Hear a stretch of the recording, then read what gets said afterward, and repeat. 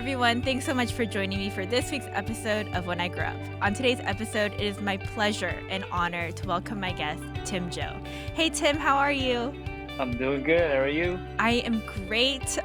Thank you so much for your time. I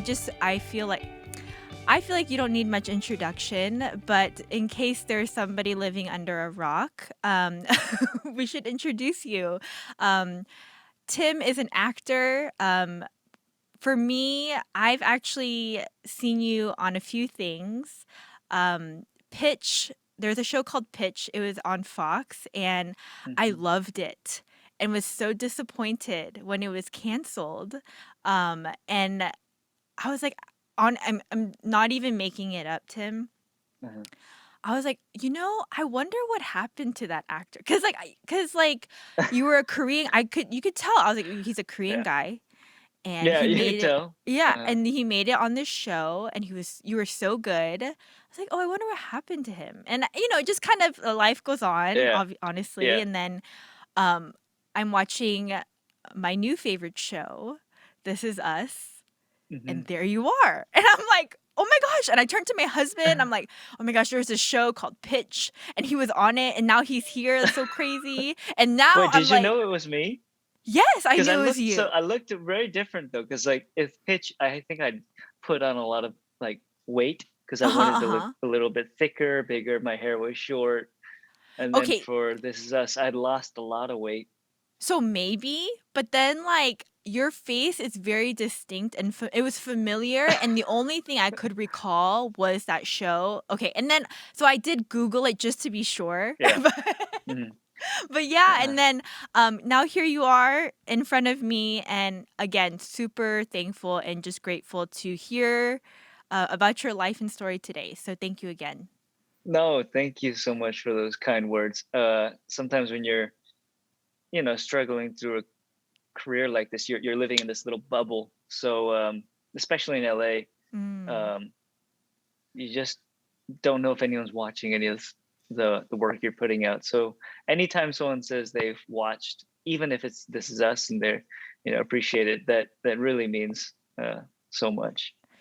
Oh, man, I don't even know what to say to that because I'm like, are you for real? Like, because like, do people really think that? Like, oh, like they watch my stuff? Yeah, Oh yeah? yeah, definitely. Oh my Yeah. goodness. Well, I'm excited to like kind of hear about your journey because I know that it is an industry that is like so difficult to break through, and you have made some strides. But so Tim, what okay, what is an actor? Let's just start there. For someone that like doesn't Right. know like how to put words to it, how would you put words to it? I would say an actor is they're almost um, like an anthropologist in a way. They Mm. study humans. We study human relationships, human emotions, uh, and we express it through stories. And so an actor is just one of those weird creatures that feels the need to to use their body to express uh, energy and love through storytelling. I love that. So when did you decide you were going to be an actor? I grew up extremely introverted. I am an introvert, but uh, I was more on the extreme side of introversion. My older sister is an extrovert, and she was the best older sister you could ever ask for. So Mm. whenever I was around her, I was so comfortable being in her shadow because she took care of me, she spoke for me, everything. So I never had the need to be seen. I never had that desire.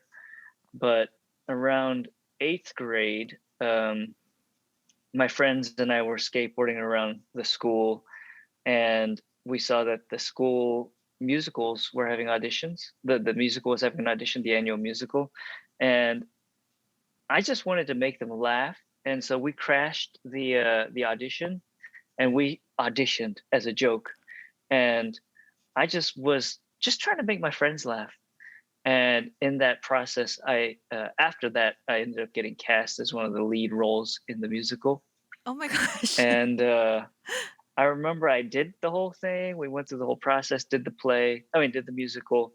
And it was after my first performance, my dad came up to me, and I'm like this rebellious skateboarding kid, and he's like, "Tim, you were so specific with your movements, and your dialogue was just so realistic, and you're so specific." And I just remember thinking, I have never heard my dad ever compliment anything I've ever done. Wow. Because he was a math mensa genius, and I was failing my math classes. Mm. So for me to hear him um, compliment me on something, I took those compliments and tucked it away in my pocket.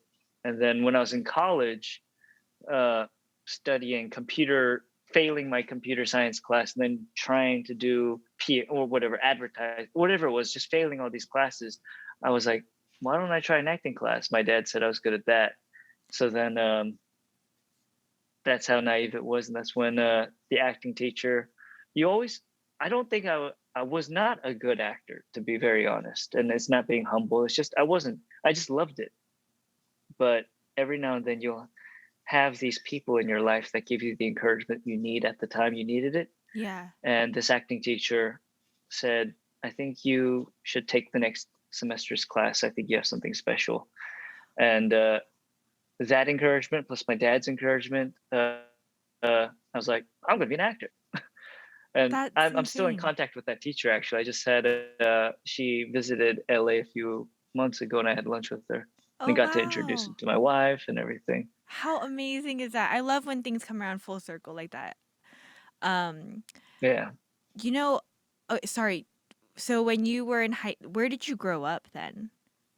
I grew up. Well, I was born in Dallas, Texas, Uh-huh. and I grew up in Mesquite, Texas, Okay. and then Plano, Texas, and then we moved to Houston, and then we moved to Europe. So we moved to Warsaw, Poland for 2 years, and then we What? moved back to Houston, and then moved to Aurora, Colorado, and then I went to San Antonio for college, and then I moved out to LA.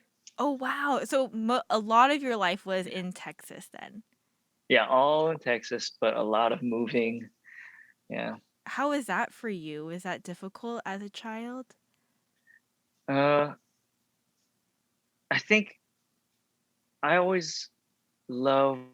I had a fascination with transforming myself from forever. Uh, if you could see what my hairstyle or what my clothing looked like in my youth, it almost Mhm. changed every year, starting from like Uh-huh. eighth grade all the way to even now. Every year, I just like to shed my skin and do something else different. Like, I'm sure you didn't expect me to have this weird mop top of hair, but I just love changing my skin constantly. And I think that probably started from all the moves we did. And every time I moved, I got to reset who I was and how I was perceived. And I always just had a little bit of fun. It was always fun for me to get to do that. No, that's super interesting because like I don't like change, honestly, and Uh-huh. Uh, the one big change that I did was from, high school to college. Grew up in Atlanta, Georgia, and then I moved to Irvine for a couple years for college. And it was there that I realized I could do that. Like, oh, no one knows me here. Like, I could just reset everything. And it was really like refreshing yeah. and even like freeing. I didn't change, but just the thought of that I could was really Hmm.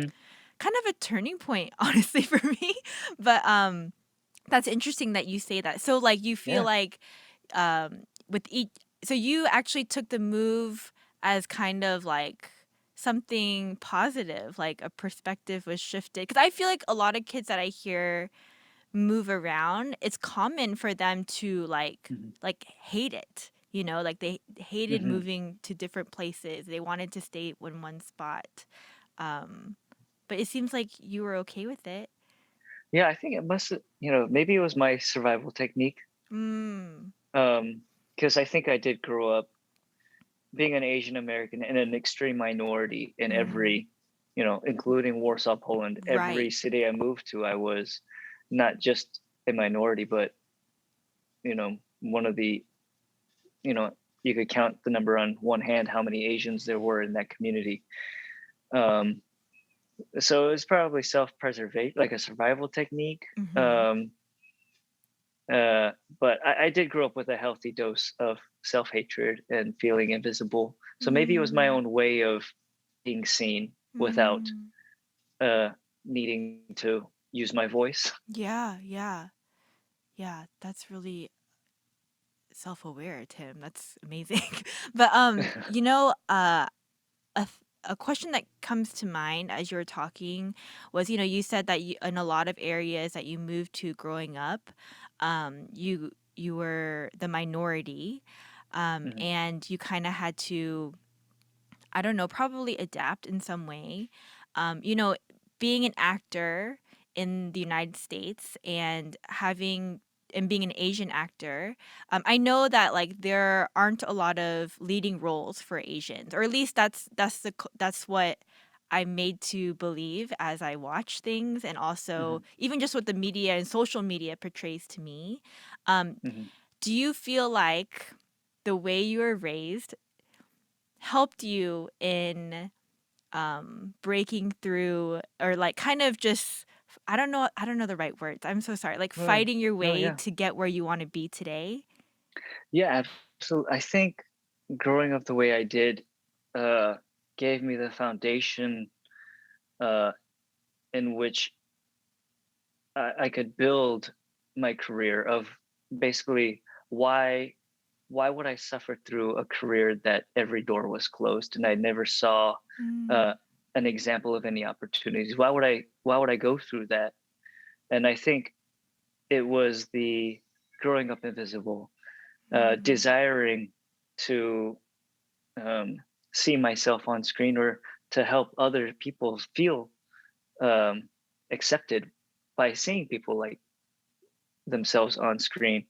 And that was so important to me that I don't think I had the luxury of of being an actor that says I just did it for the art because I want to be a storyteller. mhm, mhm, For me, it was really uh, probably birthed in the fact that I wanted to feel belonging in this country, and I mm. wanted to feel belonging in my communities. Yeah, And that was a probably one of the strongest uh, factors in what kept me pushing pushing through and having hope that that I could make space in this industry for myself yeah. and people like me to fit in. Yeah, for sure. So with that being said, like, I'm really curious about just even the process of what Mhm, happens to like get on a show or like audition and things like that. So after you mhm. graduate college, oh, so I'm assuming, did you change your major or? I did Okay. last. I mean, by the time I graduated, my dad was like, "What are you gonna do?" And I was like, "Well, I've taken every single acting class. On top of I took communications as like I got a degree, Mhm, but Dad, mhm. I also took every single acting class there is out there. So I had a double major in drama and communications. Oh, wow. And my story, like I've cut out so much of the story already because I was a child model as well, Oh my gosh, let's go back. Let's which go makes back. that so weird. It makes the story so weird, you know. W- Why? Why Uh, is it weird? Well, it's just like it's such a random. I was a child model for maybe about 12 years, and because it turns out Dallas, Texas, was the hub of print modeling and commercials. Okay. So at the time, growing up in the Dallas area, um, if you look at any J.C. Penney or Dillard's catalog from like the late '80s to early '90s, Uh-huh. if there's an Asian kid in there, that's me. Oh my gosh, I'm gonna how do I Yeah, find those?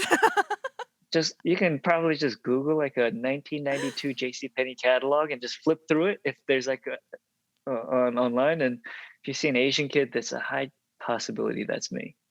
And That if is it's an so Asian girl, it's probably my your sister. sister. Yeah. So, like, how did you guys even get started in that? I think my mom had heard like a friend of hers was doing it, and then my parents just naively sent us to do it, and then us being the only Asian kids in the market, we worked constantly because no one looked like us. So That's in okay. Okay, I like, what was that like as a child? Like, what do you do? You show up and they're like, "Okay, like, take some I pictures?" hated it. Oh, no. Hated it.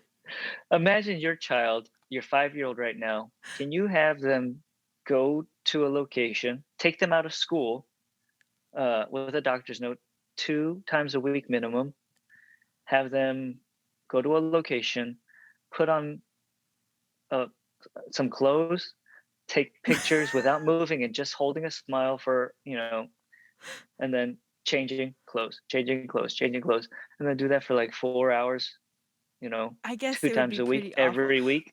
You know what's but, Yeah. I've considered it 'cause I'm like, "Oh, Yeah, yeah, my kids are cute." But if you have a very docile child Uh-huh. and a very obedient child, like so quiet and so obedient, like Mm, like I was, mhm. then you've got yourself a perfect model. So, like, did you guys make a lot of money being child I have models? no idea.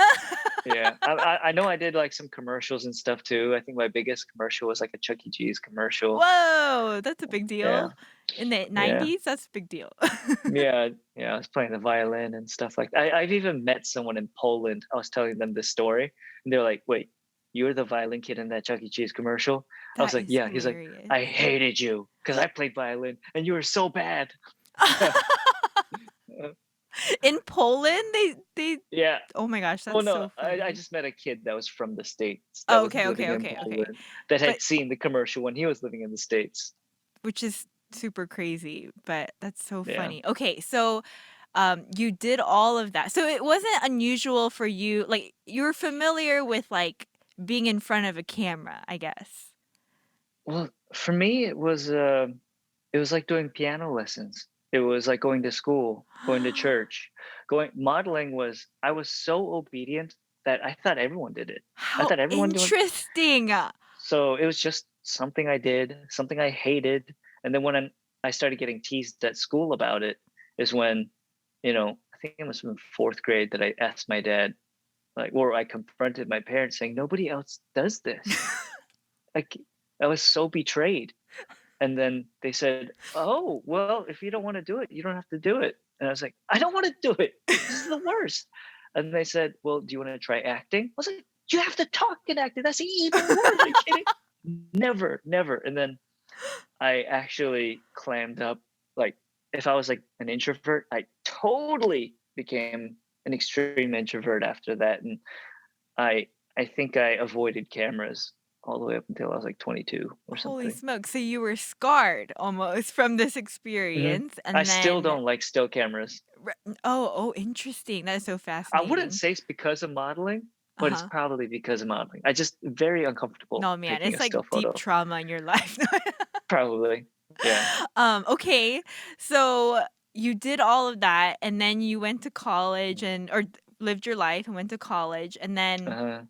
um, you I double auditioned for an majored. MFA program. Wait, Yeah. what say And that then again? I told my dad I'm gonna continue my education. Uh-huh. I was gonna go get my MFA. Okay. And then I went to this thing where you audition for 14 schools. And then I got into a couple MFA programs. I Sorry, chose one what's school, MFA? Masters of Fine Arts. Oh, okay, thank you. Okay, So uh-huh. yeah, I flew to San Francisco and I auditioned for all these schools.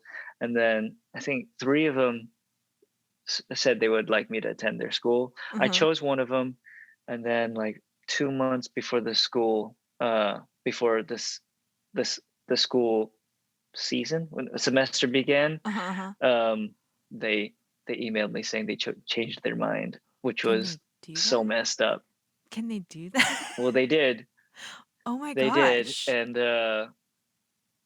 that took me down like a spiral of like I had this plan, safety plan of extending my acting life, but Sure. without really having to make any hard decisions.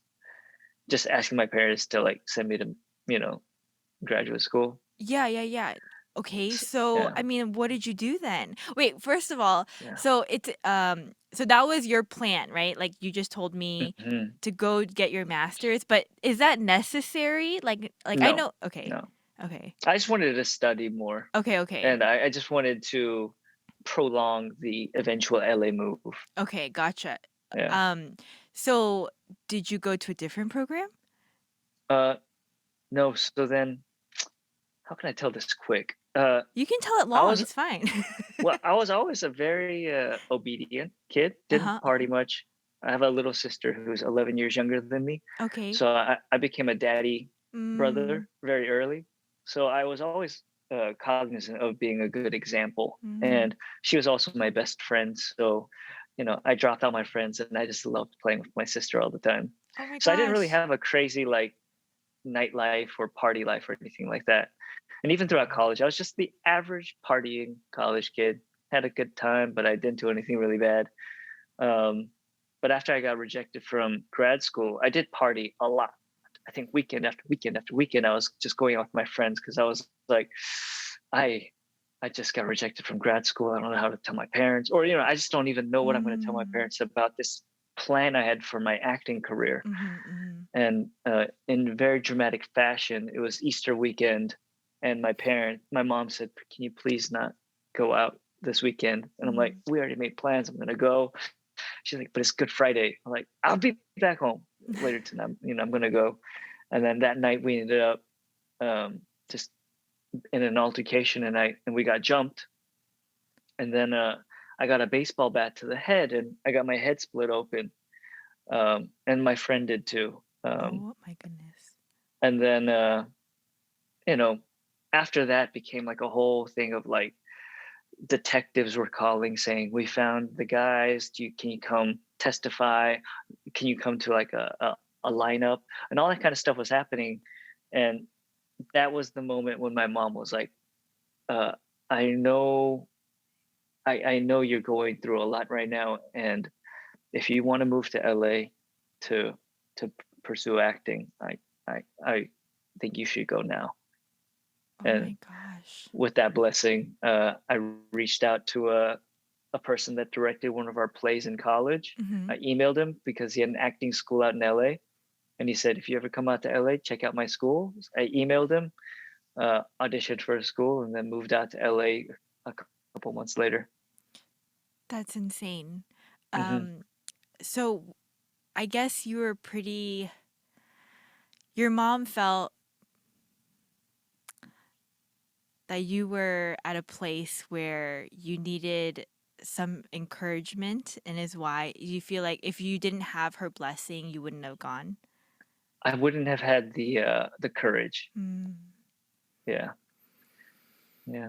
Um, you And were I don't just think God was like teaching me a lesson, but I mm, think he was lighting the way, yeah.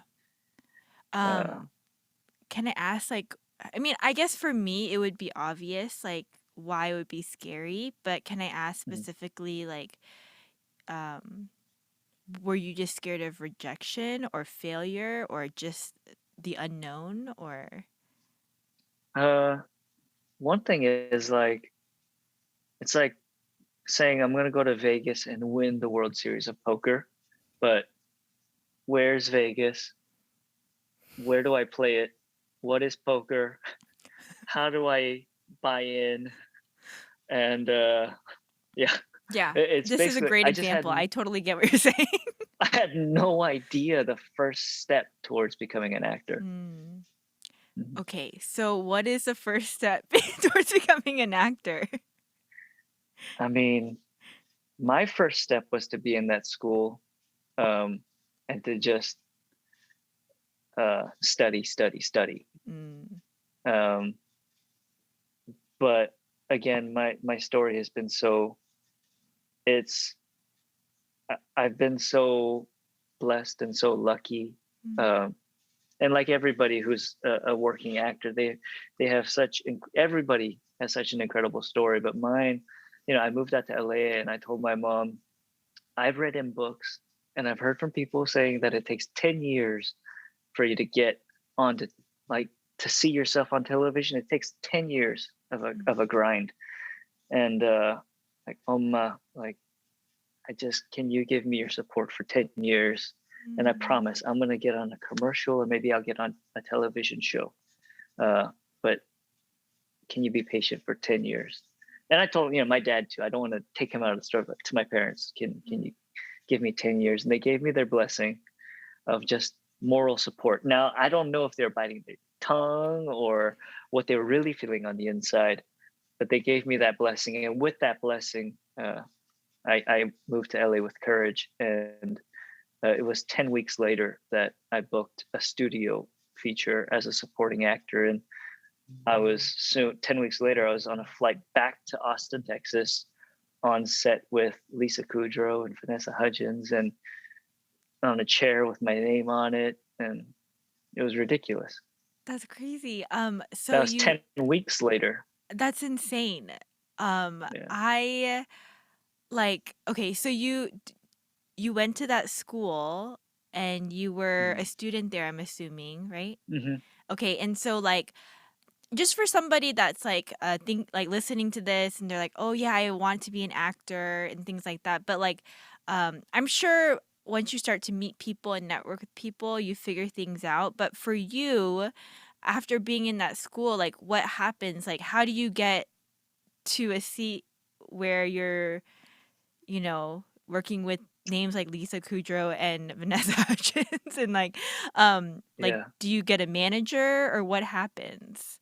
Well, all throughout college, I had sought out and found a manager in Austin, Texas. So he was sending Okay. me out to commercials, and so I was doing commercials and whatever I could do while I was in college. Mhm, mhm. Because I started my career after freshman year of college. So Okay. uh, that must have been I don't even know, maybe 2012, Okay. maybe. Uh, so because I think I've been doing this for about 20 years, pursuing acting as a career. Mm. Um, so I had moved out to LA also with that, knowing that I have a manager willing to represent me out in LA. Okay. So as much as it seemed very accidental, I only say this so that maybe people listening as actors understand is like I try to fill in every single gap I could with Along the preparation way. along the way. Yes, yes. So I did have an agent since I was a freshman in college, and then Okay. I moved out to LA with an agent. And you were technically not allowed to audition while you're going to school, Oh. but I love breaking rules. That's Why all I'm why do really they good at. have that rule? It's a general rule that even if you go to like MFA programs, they often say finish your training. That's more important than going Oh. out and you know, you don't want to. We're not trying to build actors that are famous for a season and get on one big show, and then what they want is to build humans that are going to be able to sustain a career for the rest of their lives. Right, right. And if anything, that was completely true for me because 10 weeks later I was on that set, and then a couple months of shooting that movie, the only thing I wanted was to be back in class because I was when you dream about something uh, that is so large that you almost don't think it's possible, but you dream. That's what a dream is. You dream about that, and then when you find yourself in the position of being that dream coming true, and you're Mhm. living that dream, Mhm. um, oftentimes it doesn't really say it doesn't match up to what the the expectations that you had built for it. Sure, like the So grass is always greener. yeah, and I, you know, I found myself on that set being like, I I'm not ready. I need to be back in school. I need to be back in class, or I'm having too much fun, or I'm not. There's just so many things that I was, so many emotions I was experiencing, and the last thing I was experiencing was just like happiness of like this is awesome. I'm an Yeah. actor. I wasn't feeling that. I was feeling, uh, yeah. Um, what what movie was this? This was a movie that um, didn't end up performing well, but it was a movie called Band Slam, and Band Slam. it was a company called Summit, and they had 2 movies coming out that year. Mhm. One was Band Slam, which was supposed to be their big one, and then they had this book romantic teen novel property, and that one was Twilight. And I think one of those did really well, and one of those nobody's heard of. Oh, no. Yeah. That's Uh-huh. crazy. That's kind Mhm. of insane. That Yeah. um how old are you now? Um, you ready? Yeah, I'm I'm ready. 38. 38? Mhm. Okay, I'm a little shocked Yeah. actually. Good. Good. Good. um Everyone is. uh okay, I'm 34. And so I what you Uh, said Twilight. So I was like, that was when I was in high school and I thought we were kind of close in age, but no, no. well, I mean Yeah. 4 years is not a lot. But Yeah, it's not. yeah, but, okay, okay. So, that was your first kind of big on-screen, which is again, not to I'm sorry that it didn't Mhm. do as well as it shoulda, but, Mm. I feel like, wow, what a amazing like, I would be so thrilled, like, what a celebratory Mhm. time for you, like, to I mean, honestly the way you kinda told it, I know you put in the work, but at the same Mhm. time, it's like to have gotten that role so quickly, like, Yeah, it's crazy. kinda crazy. To move to LA and then immediately fly my family out to go on a red carpet with these crazy movie stars, to watch it in a crazy movie theater, like, for my first job, that it was a real Cinderella moment or a Cinderella story for me, Yeah. but the beauty of this career is that, uh, you know, the clock struck 12 and then reality hit right after that movie, right after that experience, Yeah. I realized, yeah, uh, the reality of what a career as an actor can really be like, and Right. that was actually the best part because I learned you learn I would say you I've learned more valuable lessons in the valleys than in the peaks. The peaks are Sure. so fleeting that you just enjoy the peaks, but just commit to learning while you're in the valley. Um, I completely agree, but it's hard sometimes to, like, while you're in the valley, to be Mhm. self-aware and realize what's happening, to learn from them until later, is my That's very experience, true. but Mhm. I mean, as an actor, you're most often in the valley, to be honest. So you've got to sort of be in that posture as an Yeah. actor of knowing this valley. It ain't no valley. It's this is our lifestyle. Mm. This is what we've signed up for. So Yeah. it's totally flips what a peak really is. Mhm, mhm. I Because mean, and I I know feel there are, yeah. like, so many people in, LA, New York, like, really trying to make a name for themselves, and and everyone, I'm sure, is so gifted and so talented, so Yeah. in order Mhm. whether you're Asian American or not, I feel like it's difficult to, like, be seen and get lucky and, like, be at the right place at the right time and things like that. Exactly. Yeah, yeah. Mhm. I'm curious, just kind of the technicality of your career, as far as like being equipped as an actor. So does school like, I mean, I'm sure it does, but like, do they provide things like, like how to memorize your lines and things like that, like the technical stuff too? Well, that school, I only stayed there for those 3 months Mm-hmm. until I left to go do the movie. Mm-hmm. But as soon as that movie did, I went straight back into class, and I was sort of notorious amongst my my friends that I was always in the class. I was just addicted to acting and addicted to learning and addicted to being in classes. Even before I moved to LA, couldn't take. I just couldn't take an. Well, I just knew I was so bad that I just No. needed more work. I just wanted to get closer to the level of my competition because I wanted to have a shot, and I knew it would take work. But no, classes in general, usually it's just more of an opportunity to perform. This is an opportunity to act, Mm. uh, and the learning actually comes from watching other actors Oh, perform their okay. scenes. So I would say the most beneficial things I've gotten from a class are uh, watching other actors that are excellent doing scenes and picking and seeing what works and what doesn't work, and then seeing if I could implement those kinds of things into my work, and then putting my work up, uh, and having an audience and Mm, telling that story is, you know, priceless. So that's basically what I think in a nutshell. What the value of a class is: performing, and then uh, learning from your fellow actors. gotcha. You had mentioned earlier, there it is a lifestyle to kind of for an actor to maybe be in the valley or not in the peak as much, as you Mhm, said before. Um, I hope this question is not too forward, but I really feel like it's information that I would want to know if I wanted to be an actor. Um, so like how do you live like financially if mhm. you're not working? It's a good question. Um, I know, again, my story is so not fair, Mm, because I did get a job that was able to sustain me.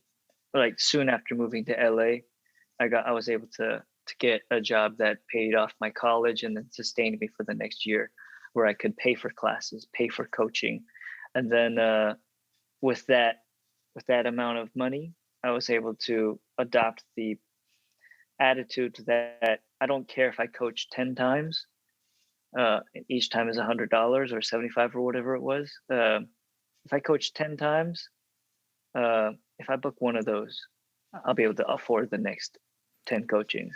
And if I book a job, then I can afford the next 10 coachings. mm, So that's, every dollar I made was either made spent on rent, food, or more training. gotcha. But Well, that's where I say my story is not fair, because I was able to keep the money coming, sure. Yeah. through acting, which is so rare. They say I think less than 1% of actors in the Screen Actors Guild are able to sustain a career just off of Mm. acting alone. Well, that's good to know though that like if Mhm, you are able to book, it can sustain you for some time before you mhm, book your next job, is what yeah, kind of I heard you saying just now. yeah. But let's Okay. let's be real. I mean, uh, I was on This Is Us for a couple seasons, but Yes. for the first time, I hit like extreme poverty in the last few years. So that's that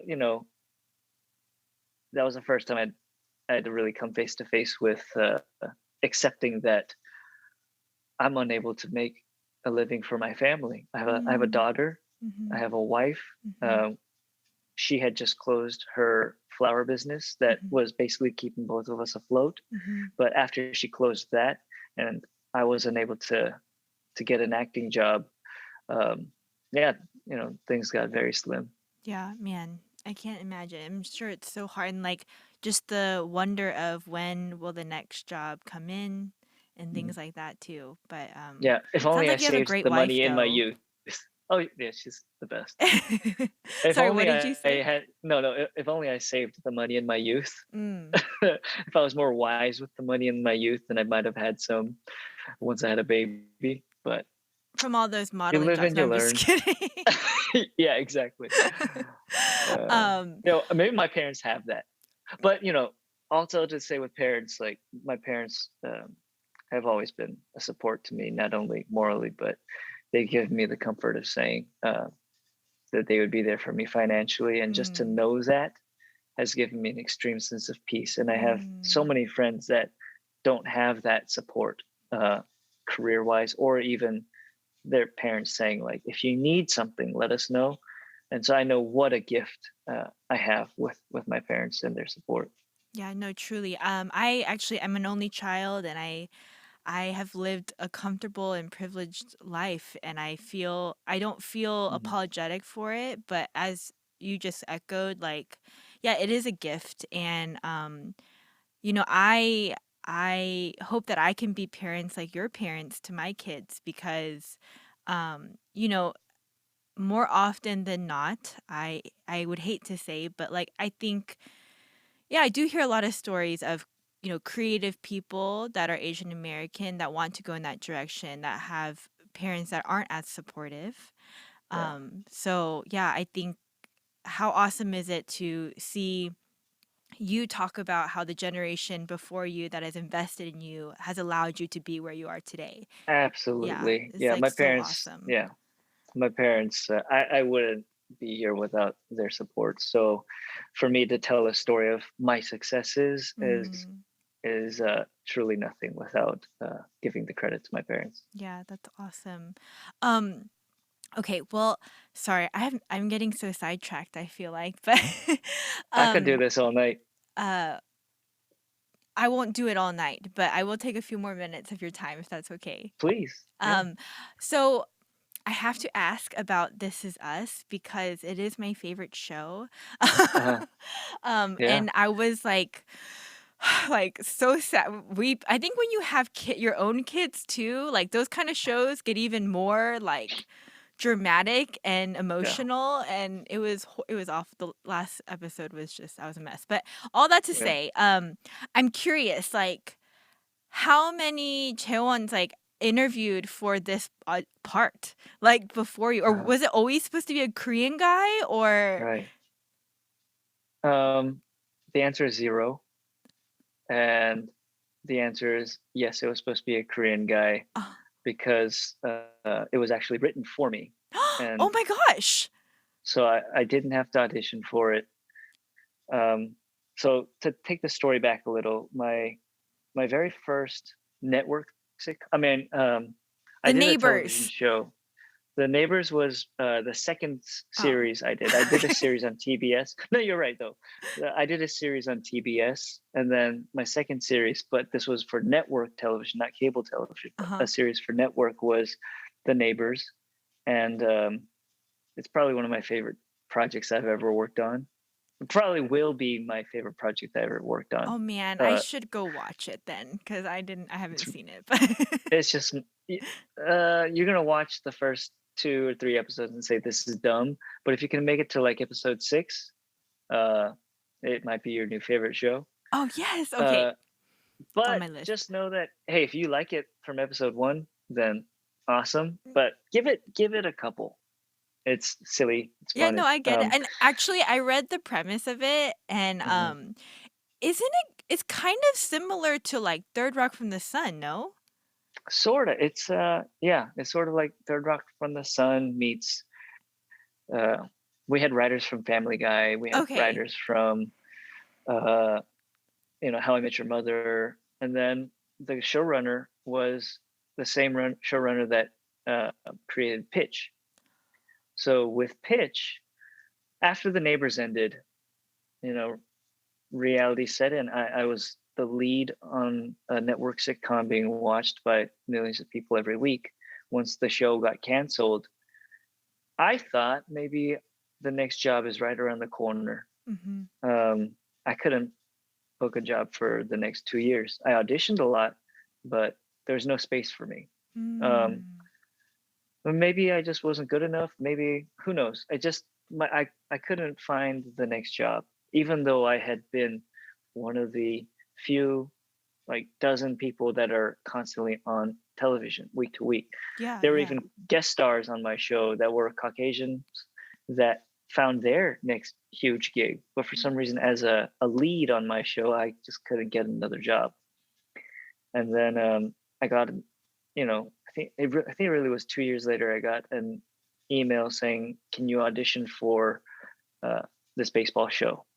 The funny thing is, I was at a party like the week before, and my friend was like, another guy, a Caucasian guy I knew, was like, "Oh, are you going in for Dan Fogelman?" Like the same boss as the Neighbors. Like, "Are you going in for his baseball show? Heard it's gonna be huge." I'm like, I'm an Asian guy. What are the chances I'm gonna be in a baseball show, dude? Like, and I'm Mm. small. Like, I'm not a baseball player size. Like, what are the chances I'm gonna be in this show? But a week later, I got this audition to play this character, and I just couldn't wrap my head around the character, and I was frustrated, and I'd been unemployed for so long. I was bitter, And I went to the audition and I sat down, and the casting director, who had also cast me in The Neighbors, was like, Tim, okay, so you're the only person auditioning for this role. You're the first and you're going to be the last. Dan wrote this for you. So we'll just tape it as many times as you want, and then we're good. And Oh my gosh. I was shocked. I, s- like the I drooled out the scene pretty terribly, probably, but it was enough for me to get the job because they had to show the network executives, the studio executives, the producers. So then I got that job. Pitch didn't end up panning out. We got Okay, do you why? Why it just didn't I really loved it. I like was so Yeah, disappointed when the episodes were not coming out on Hulu. yeah. And I was like, "What is I going on?" yeah. And why did it get canceled? It was so good. It got okay, I and just bro, it yeah got canceled like right in the like middle, like yeah with nothing, like yeah. So no as of now, closure. that main character, she has a broken arm, and who knows if she'll ever play baseball again. Right, yeah. Uh-huh. So But what that's happened? basically the way the bosses are playing chicken with the network. It's like, we dare you to cancel us, and Oh they my did. gosh. Yeah, That is crazy. but And like they had some big names in there too, which is yeah, so yeah. sad. Okay, well anyways, you were really good in that and I can see why Well, they casted you for it.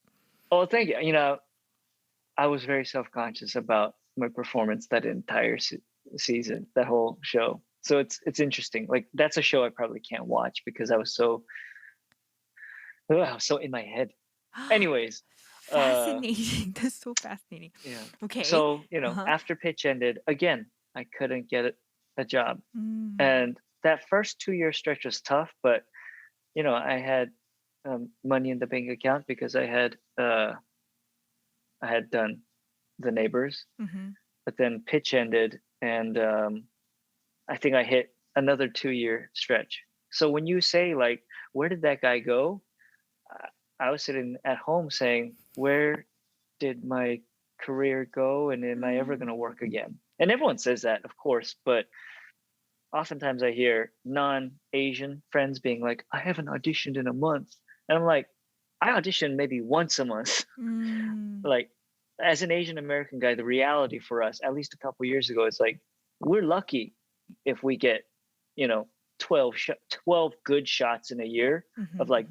good projects, good roles. If we get 12 of those shots a year, that's great. Whereas in these people, other friends of mine, they get great opportunities coming to them at a higher frequency. Mm. Anyways, uh, so yeah, I went through another 2 year stretch. I did ask my parents for money at that time, uh, Okay. Mhm. and a Good on beautiful you, story of man. that. Good on you. Well, it was New Year's, and I can't believe I'm telling this one. It was New Year's. We did this hebe to my parents. Uh-huh.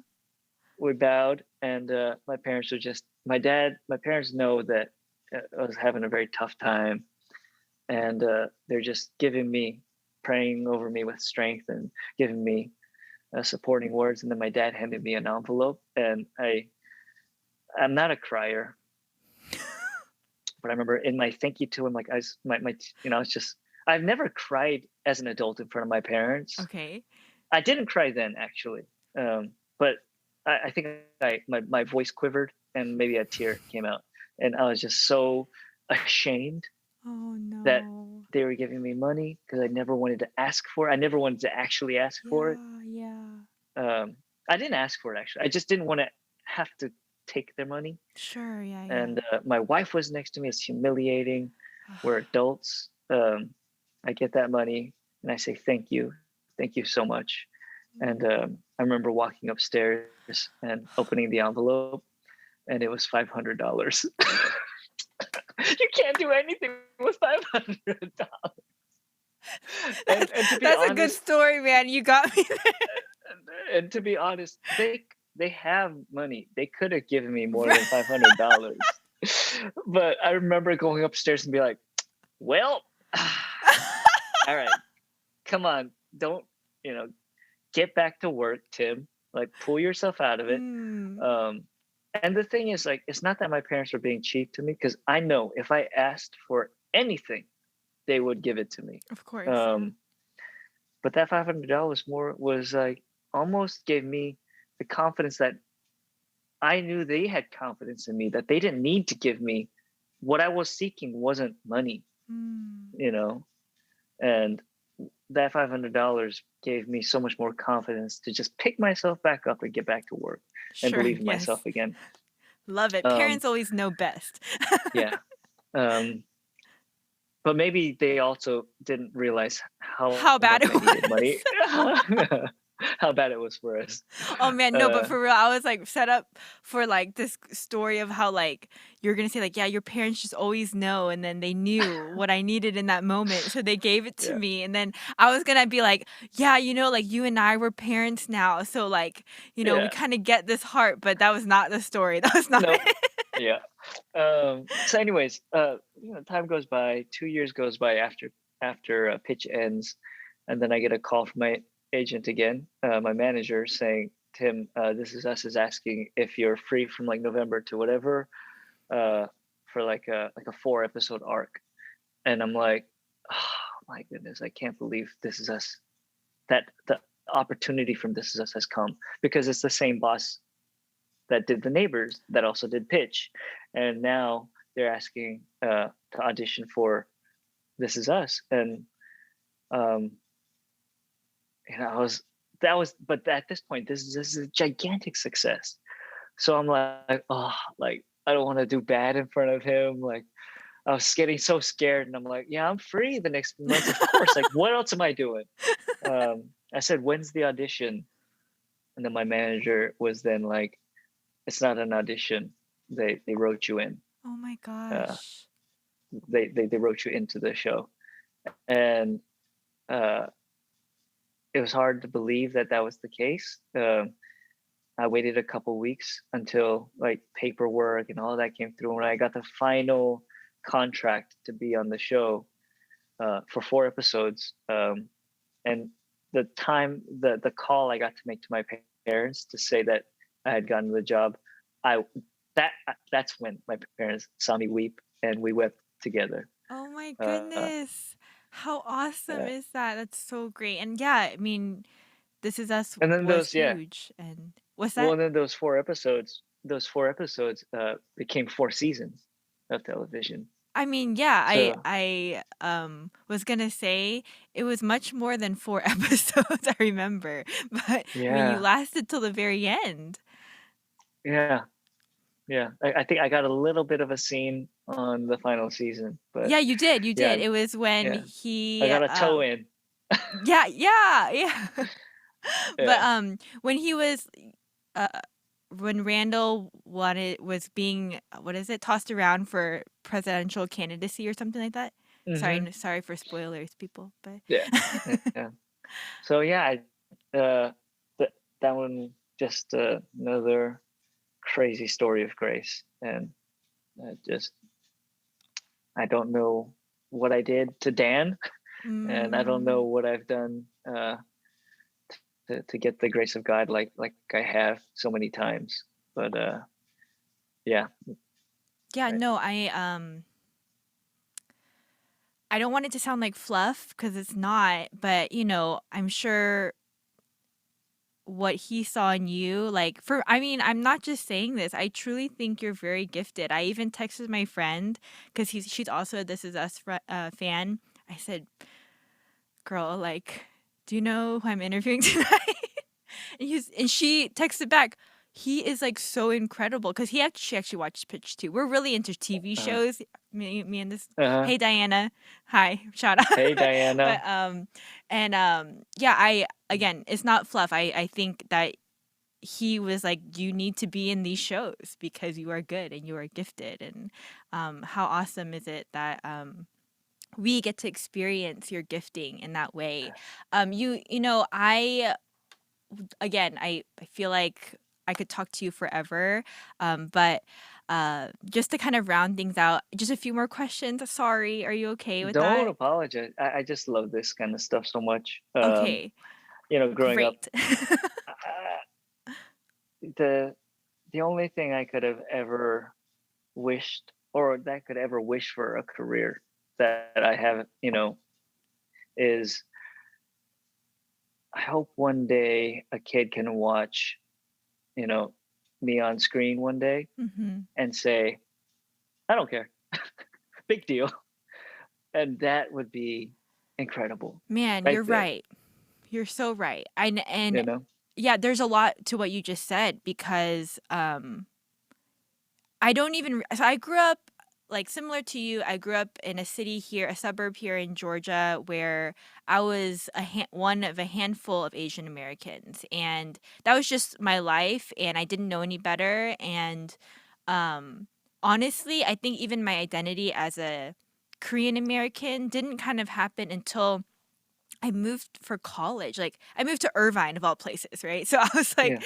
I Yeah, was like, like, overwhelmed. I think I was an in and out, and I cried yeah, because I was like, "Where are all the white people?" Like, I yeah, felt so, like I was shocked by like, my yeah. dad was with me too, and he was like, "Why are you crying?" I'm like, I'm just so overwhelmed." I Like know exactly. When I first moved to LA and I drove through K-Town, I Uh-huh. couldn't believe there were Asian people on the sidewalk. Yeah, like, I'd eh only seen them at church yeah, in Texas. exactly, me I'd too, me never seen too. them in public. Yeah, exactly. So, like, I was like, "What did I get myself into?" Is what I literally thought. Am I gonna be able to, like, make friends here? It was so weird. I was 18. I felt like, I made it to Irvine, let's go. Yeah. And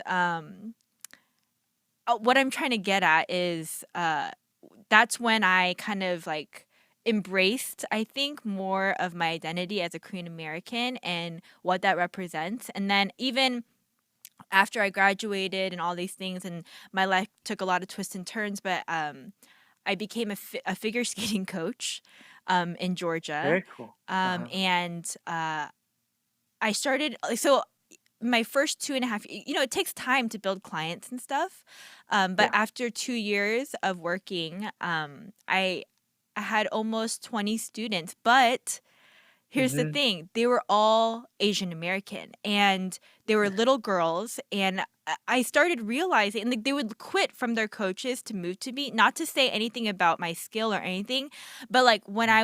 I once asked a girl, like, "Oh, like, why did you wanna move to coaches?" Because it's really kind of Mm. frowned upon too to switch, um, Yeah. and she said, "I don't know, I just wanna do what you do," and Mm. it clicked for me. Like, without even realizing it, it matters. Like, it matters. I was the only female Asian American coach at this rink, and all my little girls, they were all Asian. I didn't say anything. It's not like I like only Yeah. Asian people, like Yeah, yeah. like, and they just so for me too. In that moment, I'm like, oh my gosh, like without even knowing it, you want to see representation in your life and you need role models like that. And what you just said, yes, when you came on This Is Us and you represented the Korean community, I'm like, this is awesome. That's Mhm. cool. Like, that's so great. But, like, it's so profound in you saying, what I want one day is someone to be like, all right, like, no big deal, Mm. And that, that means, like, yeah, we're all seen as just not Mhm. Asian American, but just a normal role that's not a minority, and I think, that speaks volumes too. I can't wait for that day. I don't know if we'll see it. Do you think we'll see it? I think we're getting there faster than it seems. Yeah, But yeah, I think I could only stay naively hopeful or faithfully hopeful that I'll get to see that within my career of these kinds of changes. right. So, like, mm, Not in my career, but in the lifetime of my career, I get to see it yeah, yeah, happen. yeah. If I'm part of it, great. If I'm not, great. Whatever, Tim, you'll be part of it. I'm not even worried about that. Yeah. But, Yeah. uh, okay, I don't know. I don't. like want to screw this up on how I ask this, Hmm. but I guess what I'm curious about is just like your perspective, your thoughts on, in general, being an Asian American actor and like the obstacles that you face. Like, Hmm. how do you work through it? Just like just in a very, I'm so sorry. I thought I knew what I was trying to Hmm. say, but yeah, like I I mean, just mean, in a you practical know, manner, like even yeah, just on the job, and then right, even like internally, like yeah, what are your thoughts? yeah. I mean, that's a very deep question, actually, with uh, deep answers. I'd say I went through a transformation of my perspective uh, in the past few years, because I definitely came into this career, one with a undying passion for acting Mm. and creativity. Uh, Secondly, was being a believer and knowing that we're called to just be on a mission, and not in a way of, I'm not bringing a Bible to to set or anything, but if I can, if I'm coming to set, I'm bringing Jesus with me, whether I'm doing a terrible, like, mean role or a nice role, just Tim, me being on set, I'm being protected by Jesus, and I'm just bringing Jesus in my Mm. interactions with castmates, and just in everything I do, I'm just bringing the Jesus to set with me. I don't even need to like talk about anything Jesus like, but just being a believer, just inserting myself into this world was another thing that was important to me. And thirdly was being an Asian American and what I believe so strongly about representation. And I think it was being in this career holding those three banners, it got really tiring. Mm. And I actually realized that I, along the way, I had dropped the creativity artist banner, and then I was just holding the I'm a Christian, and I'm an like a activist. And then, Mm. like, soon I found myself just holding, I'm an activist, like Asian American representation. Mm. And I just had a moment where to snap out of it and say, you know what, that is very important. And it's in my blood. My face is Asian. There's nothing, Mm. I don't need to hold a banner that says I'm Asian American, because I am Asian Mm. American. I don't need to try. I just am. So what I mentally decided was to just hold the banner of, and same with being a believer. I'm not, nothing's going to change. I don't need to hold these banners. All I need to do is maybe pick up just the banner of, like, being an artist and a creative, and pursuing the excellence and the constant search for truth in artistry, in my acting, was all I really needed to do. Mm. And everything that's part of my blood and my skin and my heart and my soul, that's going to come along with me on the Mm. journey. Mhm. But I just truly needed to focus in on the acting and Mm. the precious art of that kind of creativity. And that's basically where I've landed on, is everything else is important, but I'm an actor. I just need to focus on being an actor. No, I love that, and I think that sounds really freeing too, to just focus on the gifting that you've already been given, and like this is kind of like what God continuously reminds me of when I feel like I want more, desire more, but just being faithful with what He's been giving you and doing that well, like everything else Mhm. falls into place. And I don't know if it's the exact same thing as you're saying, but I feel like it's a similar tone as what you're saying, and um, yeah, I mean, like, because nothing else, you can't change the way you look. You can't Mhm. do anything about that, and you don't want to. So Mhm. that's really good. It's really sound thoughts and advice, Tim. Thank you. Yeah. Oh, you're welcome. um, Mhm. okay, well, I always ask people at the end of our time together if they have any advice um, for somebody that maybe is thinking about acting or interested in going into that specific career. Do you have any advice? Which I'm sure you've already gave a lot of Hmm. advice actually, but do you have anything you that comes to your mind? Uh, you know, when people say they want to be an actor, I would tell them you can begin today. You Mm. can sign up for a class. You can um, create content. There are a million ways to be an actor. You can be an actor beginning today.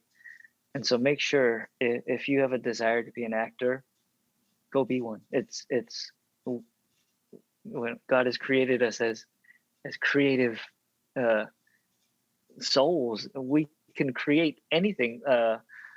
That's the beauty of an actor is we can create any reality just with our mind and our body and our Um, so if you want to be an actor, just know that you can begin today. But if you want to begin a career in acting, first know that you love acting and that you do. When people say you have to love it to do it, it just means there are so many valleys Mm. that you must love this so much to be able to it, endure all those hardships and trials because it's so hard that if you don't love it, then you really there's so many other jobs that are more fulfilling, more rewarding for the work that you do. Um, so if you want to begin a career, know that first. But uh, best place to start is classes, so you can surround yourself with other people that love acting and would love to begin careers as actors. So class is the only answer I have. And I take classes all the time. I took a class right before This Is Us. I'm probably going to jump into class, sometime soon. So uh, there's no wrong time to take a class. Yeah, and I feel like so do you like feel like you learn are always learning something new when you go to an acting class? Or is Oh, there I'm learning something new every day. yeah. I'm listening to. I'm obsessive, so I listen to acting podcasts all the time. Uh, Everything in my life is being filtered through the eyes of an actor. So constantly just sort of thinking about it and studying it and reading about it. Yeah, Oh man, you really love it, huh? I guess I do, or I'm Yeah. obsessed with it. Yeah. Well, I feel like you'd have to be in order to be at your caliber of acting. So, Tim, Well, yeah. Sorry, I won't insult myself because I so want to just say I just want to. It's just not good enough. So I always have that thing of like I just want to get better. Like I see other people's work and I'm like, oh, I just want to get better. yeah, I just yeah. love it. And why can't I do what they do? Oh man, that I mean, again, I know you hate all of these compliments right now, but and encouragements. Take it as encouragements, Uh, okay? Thank But you. like Thank you. even that like for me is advice to anyone listening, like um having a growing mentality, I think is what you're explaining, right? It's like this idea of like you can always grow, you can always get better. You're never at your peak, you know? And Mhm. I really admire that about what you just said, and I think it's really just great advice for life too, you know? I think that's the way I should frame it the next time I talk about how bad I think I am. I just say I have a growing mentality. I just love. There's no ceiling. Yes, yes, it's yes. Growing I love mentality. learning. It's all I good. have growing mentality. Yeah. Well, Mhm. are you working on anything right now? I actually did. Uh, yeah. I mean, I last year with a baby, Mhm. no money. We closed our business. I did get to a place of peace, of loving acting again, Mhm. because I realized I was strangling the life out of my acting career, saying, I need you to give me money. I need you to give Mm. me a career, clout, just creativity, confidence. I was asking acting to give me everything. So really hated it by that time. And then with the arrival of my baby, I realized, oh my goodness, if I see my career as acting as a baby, would I ever ask Mm. of it of anything? And then it's like, no, I would just want to nurture it and love it.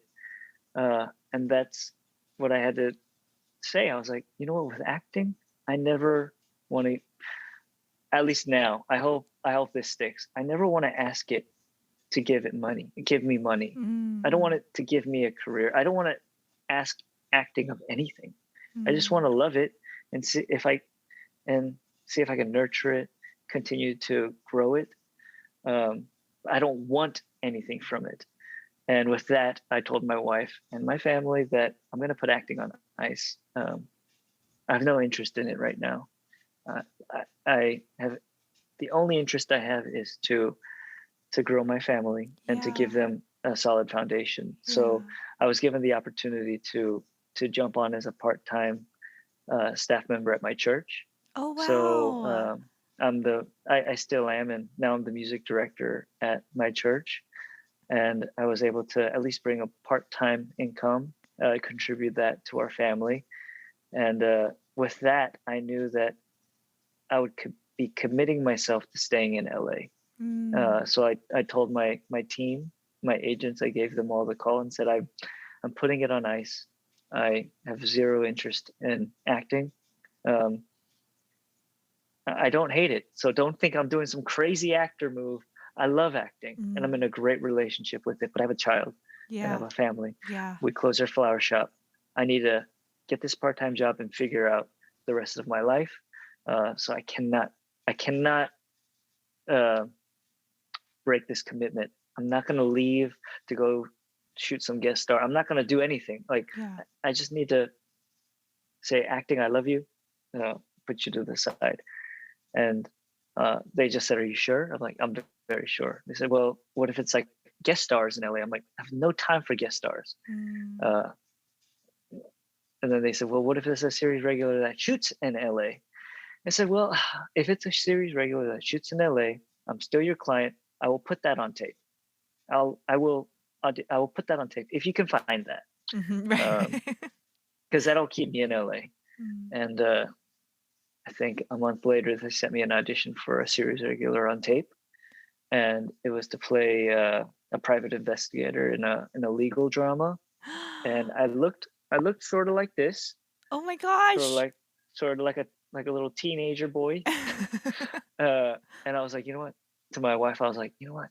I don't even want to try. I don't want to comb my hair. I don't want to put on I'm not going to even look the part. Let's just tape it like this. Uh-huh. And she was like, okay. I was like, yeah, because we don't need the job. We have a job now at church. Yeah.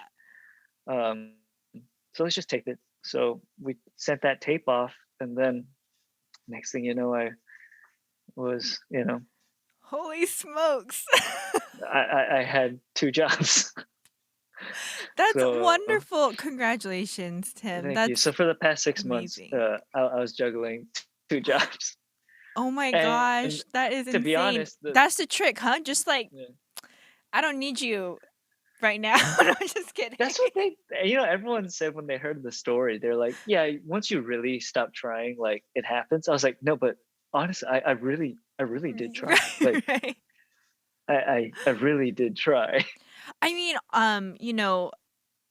honestly, I think it like, for me, like, everything you just told me, I mean, what a testimony, honestly, because I feel like that's you just kind of prioritizing and, like, surrendering, right? It's like, Mhm. "Yeah, like, I give this up to you, God, and this is what I wanna do right now, and I wanna be there for my family," and I just feel like the favor was just pouring in, um, which is amazing. It's so cool. Completely unexpected because I love serving on my worship team. Um, I love my church community, and if there was any job that would pull me away from acting, just happily, just you know, it would have been being the you know being on staff at my church. And Yeah. so my cup was so full as Yeah. music director of my church that I honestly, um, act the possibility of acting was a nuisance to me at the time. I was like, I want to be with my team. I want to, you know, focus on worship. That's right, and, I know that your church kind of didn't it open, like, right before the pandemic too? Yeah, it was yeah, basically Citizens started right before the pandemic. Right, and so, like, you guys have really been through it, I feel like in Yeah, yeah. yeah, yeah. We really have. Which is amazing, really. I'm sure that's for Mm. another podcast, but You should. I mean, you should interview our lead pastor, our head pastor, Jason Min. if He's got a he story to tell, and he knows how to tell stories. would he be if he's open, I'm totally down. But I mean, I would. I mean, you've gotten Kevin, who is on my team now, yes. uh, and then you got me, and then if we can, we'll get Jason. Awesome. I'll That would be definitely bring it up to awesome. him. Uh, I will yes, please connect me. My oh, answer is he's like always my yes. I'm favorite open person. to everybody. So Yeah. Oh, okay. Yeah. Yeah. um He's got such a good story. Yeah. oh man, I can't wait to hear it. I feel like I mean honestly, I don't know much about Citizens, but I just know like just kind of through Kevin and social media and stuff, and it just seems like a really awesome community to be a part of. So yeah, I would love to have him on. Thank you. No. Yeah. Well, I'll let you know. Definitely. Thank you. Well, Tim, thank you again. Was there anything I don't want to like leave anything out. Like, was there anything else you wanted to share with like the community of listeners of When I Grow Up? No, I mean, I feel like I rambled about so many different things and hopped around. So thanks for letting me. Absolutely. Anytime. You're welcome back anytime, man. Thank you. um, well, Tim, again, thank you so much. It sounds like you've been juggling a lot too, and you've been super busy. So I really appreciate your time. If there, okay, I hate to put you on the spot, but like if there was Mhm. ever somebody that maybe had questions for you, like about acting and stuff, or maybe just had questions about what we talked about, would you be open to like being in communication with them? It's one of my favorite things to do. Awesome. Well, thank you Yeah. so much for even saying that. You guys, if you have any questions about acting, this career, or even just Tim's story, feel free to reach out to me and I can connect you with Tim. You can DM me on social media or you can email me at podcastwigu@gmail.com. Thanks again for listening. Until next time, guys. Bye, Tim. Thanks. Bye. Thanks, Blair.